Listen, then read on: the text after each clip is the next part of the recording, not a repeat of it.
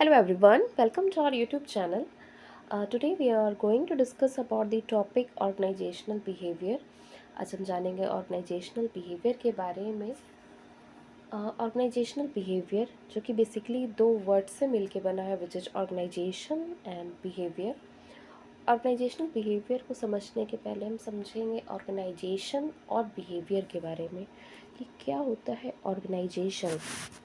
So it may be defined as the group, collection or gathering of people for achieving a common purpose goal in a systematic manner. यानी कि organisation क्या है? It is a group of people और gathering of people. कुछ लोग जो हैं group of people मिल रहे हैं. क्यों मिल रहे हैं? एक कॉमन गोल को अचीव करने के लिए मिल रहे हैं, एक सिस्टमैटिक मैनर में काम करते हुए. यानी कि ऑर्गेनाइजेशन हम किसी इंडिविजुअल को नहीं बोल सकते हैं. जब हम ये वर्ड यूज़ कर रहे हैं organisation, it means it's a group of people, not an individual. यानी कि इससे एक चीज़ क्लियर हो गया है कि ऑर्गेनाइजेशन क्या होगा? Group of people. जहाँ पे ग्रुप ऑफ पीपल होंगे, क्यों होंगे?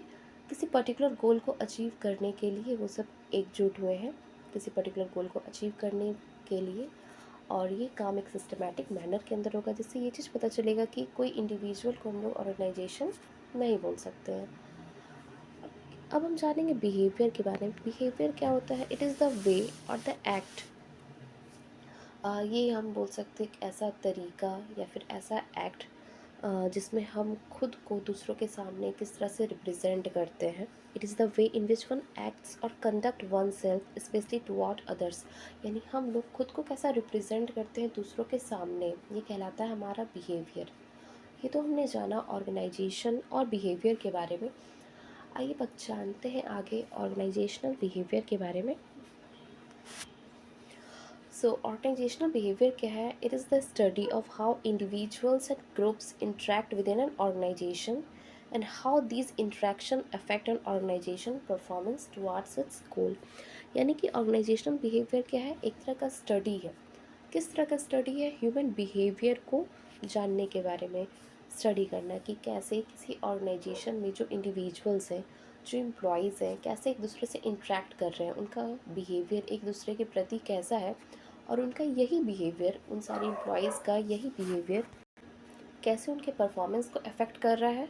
साथ ही साथ ऑर्गेनाइजेशन के गोल को अचीव करने में किस तरह से किसी एम्प्लॉय का बिहेवियर अफेक्ट करता है. ये जो फील्ड है यानी ऑर्गेनाइजेशनल बिहेवियर का जो फील्ड है, वो ये चीज़ एग्जामिन करता है बेसिकली कि कैसे किसी पर्टिकुलर एम्प्लॉयज़ का, ग्रुप ऑफ एम्प्लॉयज़ का बिहेवियर किसी ऑर्गेनाइजेशन के परफॉर्मेंस को किस तरह से अफेक्ट करते हैं. ऑर्गेनाइजेशन में वो लोग जो एकजुट हुए हैं किसी एक पर्टिकुलर गोल को अचीव करने के लिए, उनके बिहेवियर की वजह से क्या इम्पैक्ट पड़ता है उनके परफॉर्मेंस में. क्लियर? सो आइए हम आगे डिस्कस करेंगे कैरेक्टरिस्टिक्स ऑफ ओबी यानी organisational behaviour. The first one is behavioural approach to management. OB को बिहेवियरल अप्रोच बोला गया है मैनेजमेंट का. क्यों बोला गया है? क्योंकि ओबी जो है मैनेजमेंट का ही पार्ट है. कैसे है? क्योंकि एक तरह से एनालाइज कर रहा है. किस चीज़ को एनालाइज कर रहा है? Behaviour of human beings in a group and organisation. क्योंकि ऑर्गेनाइजेशनल बिहेवियर के डेफिनेशन में मैंने पहले ही बोला कि ऑर्गेनाइजेशनल बिहेवियर क्या है? एक तरह से स्टडी है. किस चीज़ की स्टडी है? ह्यूमन बिहेवियर को स्टडी कर रहा है. क्यों कर रहा है? ये देखने के लिए कि किसी भी एम्प्लॉय का बिहेवियर उनके परफॉर्मेंस को, ऑर्गेनाइजेशन उनके परफॉर्मेंस को किस तरह से इम्पैक्ट करता है, और अल्टीमेटली वो ऑर्गेनाइजेशन के गोल को अचीव करने में किस तरह से इम्पैक्ट कर रहा है किसी पर्टिकुलर एम्प्लॉय का, ये ग्रुप ऑफ एम्प्लॉय का बिहेवियर. सो यस, इसे हम बिहेवियरल अप्रोच बोल सकते हैं मैनेजमेंट का. The next one is science as well as an art. वो भी जो है उसे हम साइंस भी बोल सकते हैं, आर्ट भी बोल सकते हैं. कैसे? साइंस हम किस चीज़ को कब बोल सकते हैं? साइंस का मतलब क्या है? Theoretical knowledge. जब हमें किसी चीज़ के बारे में थियोरेटिकल नॉलेज हो. It is a systematic body of knowledge. वो भी जो है सिस्टमैटिक बॉडी ऑफ नॉलेज है. किस चीज़ का नॉलेज ये प्रोवाइड कर रहा है हमें? ह्यूमन बिहेवियर के बारे में. इसलिए इसे साइंस बोला गया है. यानी कि हमें इसमें नॉलेज मिल रहा है. किस चीज़ का नॉलेज? ह्यूमन के बिहेवियर के बारे में. ऑर्गेनाइजेशन में जो एम्प्लॉयज़ काम कर रहे हैं उनके बिहेवियर के बारे में, कि किसी एम्प्लॉय का बिहेवियर कैसे इम्पैक्ट क्रिएट करता है किसी ऑर्गेनाइजेशन में. ठीक है. अब हम इसे आर्ट क्यों बोलेंगे ओबी को? क्योंकि साइंस क्यों बोला गया, क्योंकि हमें ओबी से नॉलेज मिल रहा है। किस चीज़ का नॉलेज? ह्यूमन बिहेवियर का।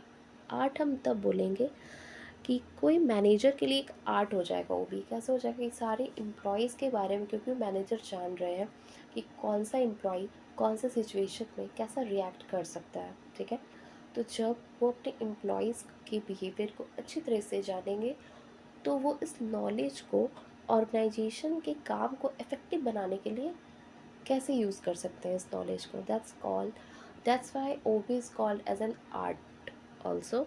सो हम ये बोल सकते हैं कि ओबी जो है वो साइंस है as well as an art भी है। Next one is human tool. OB को ह्यूमन टूल भी बोला गया है। क्यों बोला गया है? जो कि मैंने पहले ही बताया कि मैनेजर जो है किसी ऑर्गेनाइजेशन के, उन्हें उस ऑर्गेनाइजेशन के अलग अलग एम्प्लॉयज़ के बारे में, उनके बिहेवियर के बारे में नॉलेज मिल जाता है ओबी की वजह से।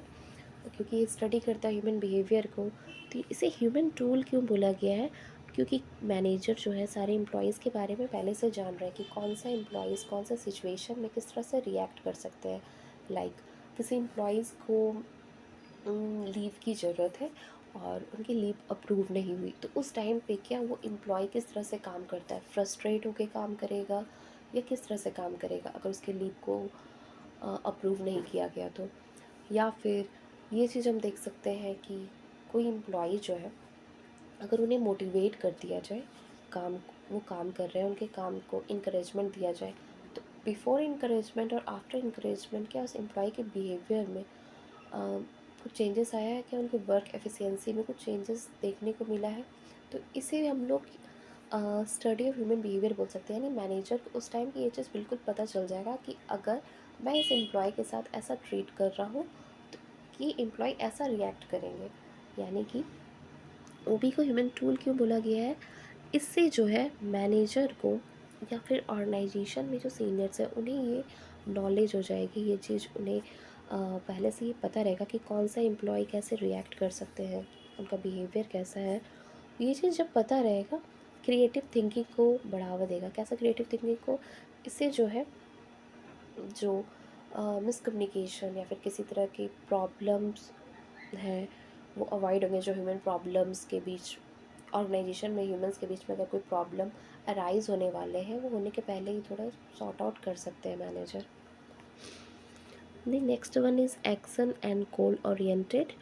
ओबी जो है गोल ओरिएंटेड डिसिप्लिन है। क्यों है? Because it studies human behaviour and explain it in organizational context as well as helps in taking proper action to mold that individual behavior towards the goal achievement of organization। वो भी क्या है? ये action oriented और goal oriented भी है। कैसे है? क्योंकि इसके अकॉर्डिंग आप अपने एम्प्लॉयज़ के बिहेवियर को जान रहे हो, तो ये अब किसी मैनेजर के हाथ में है कि कैसे वो इसे एक की टूल्स बना सकता है। यानी ऑर्गेनाइजेशन के वर्क को इफ़ेक्टिव करने के लिए और क्या कर सकते हैं मैनेजर, किस तरह से एम्प्लॉय के बिहेवियर को वो मोल्ड कर सकते हैं ऑर्गेनाइजेशन के वर्क को और अच्छे तरीके से अचीव करने के लिए। The next one is holistic concept. वो भी जो एक होलिस्टिक कंसेप्ट भी है। Holistic means everything, whole, everything matters. ठीक है, it relates people, groups and whole organisation as a system. वो भी को होलिस्टिक कॉन्सेप्ट भी बोला गया है। क्यों बोला गया है? क्योंकि एक साथ जो है पीपल को, ग्रुप को, पूरे ऑर्गेनाइजेशन को एक सिस्टम में लेके आते हैं। कैसे? It gives a broad view of people in organisation, studies many factor that influence their behaviour.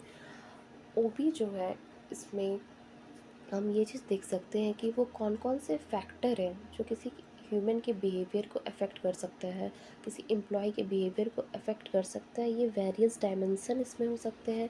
ये एक ब्रॉड व्यू देता है, सोचने के नज़रिया को थोड़ा चेंज कर सकता है। वो कौन कौन से छोटे छोटे फैक्टर भी हो सकते हैं, बड़े बड़े फैक्टर भी हो सकते हैं।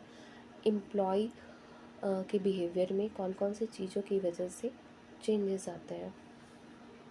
The next one is integrating approach. OB को इंटीग्रेटिंग अप्रोच भी बोला गया है। क्यों बोला गया है? क्योंकि इसमें ह्यूमन, टेक्निकल, एथिकल वैल्यूज़ भी शामिल है, जिसमें बहुत सारे डिसिप्लिन्स भी मिक्स है, सच एज एंथ्रोपोलॉजी ह्यूमन के बारे में स्टडी करना, साइकोलॉजी देखना, लॉ, सोशियोलॉजी, इकोनॉमिक्स एक्सेट्रा, जिसे हम आगे अपने लेक्चर वीडियोस में और डिटेल में डिस्कस करने वाले हैं ये सारे टॉपिक को। यहाँ पे it's introductory part of OB, जिसमें हमने ये छोटे छोटे टॉपिक डिस्कस किया है कि ऑर्गेनाइजेशनल बिहेवियर क्या होते हैं, इनके कैरेक्टरिस्टिक्स क्या है। The next one is cause and effect relationship. Human behaviour जो है इसे कॉज एंड इफेक्ट रिलेशनशिप भी बोला गया है। क्यों बोला गया है?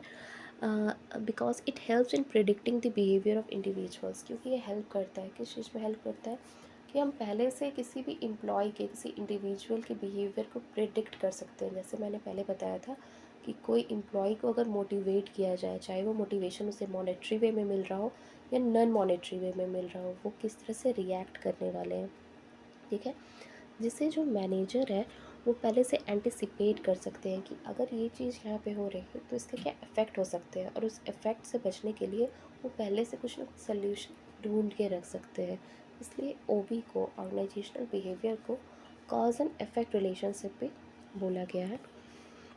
So that's all for today. I hope आपको ये समझ में आए होंगे। Thanks for watching.